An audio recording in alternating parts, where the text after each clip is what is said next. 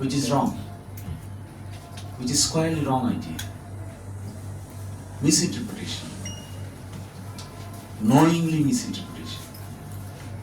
আমাদের দেশের কনস্টিটিউশনাল জুরিসপ্রুডেন্সে parliament is not the sovereign body.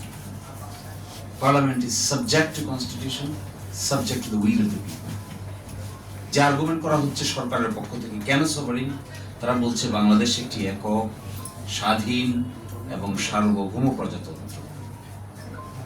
এটার ব্যাখ্যা করে বলা হচ্ছে স্বাধীন, সভারেন, আর ব্যাখ্যা করে বলা হচ্ছে 7-2 যে জনগণের অভিপ্রায়ে প্রজাতন্ত্রের সকল ক্ষমতার মালিক জনগণ, আর জনগণ যেহেতু ওনাদেরকে ভোট দিয়েছেন সুতরাং সকল ক্ষমতার মালিক। এই হলো তাদের আর্গুমেন্ট। এই আর্গুমেন্টে তারা বোঝাতে চাচ্ছেন তাহলে আমরাই তো সভারেন, আমরা যা বলবো তাই তো হবে, আমরা যেটা আইন করবো হবে। কিন্তু ওনারা বেমালুম ভুলে গেছেন অথবা জানেন না বলাটা ঠিক হবে না, জানার কথা। they should have known the phenomenon. অনেক জ্ঞানী লোক আছেন তাদের মধ্যে, কিন্তু সম্ভবত এখানে সুবিধা মতো ইন্টারপ্রিট করছেন। তারা জানেন না যে পার্লামেন্ট সবকিছু করতে পারে না। বাংলাদেশের কনটেক্সটে parliament is not the sovereign body. Parliament এমন আইন অতীতে পাশ করেছে যেগুলো আদালত অসাংবিধানিক।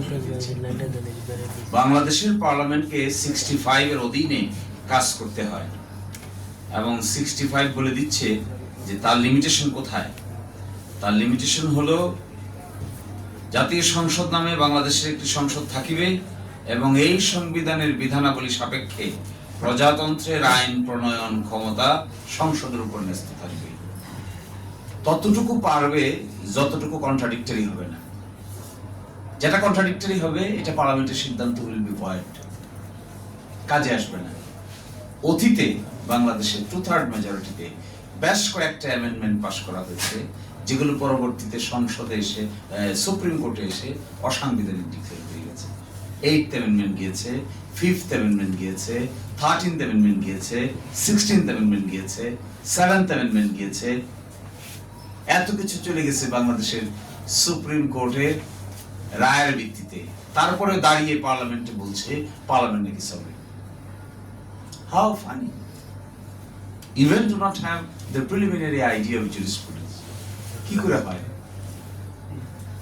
এই ব্যাখ্যা দিয়ে যা ইচ্ছে তাই করতে চাচ্ছেন। দেখেন কত ডেঞ্জারাস কাজ করেছে। সুপ্রিম কোর্ট রায় দিয়ে বলেছে যে 90 দিনের মধ্যে বিচার বিভাগীয় পৃথক সচিবালয় তৈরি করো। এই রায় হয়েছে সেপ্টেম্বর মাসে, অধ্যাদেশ হয়েছে 30 নভেম্বর।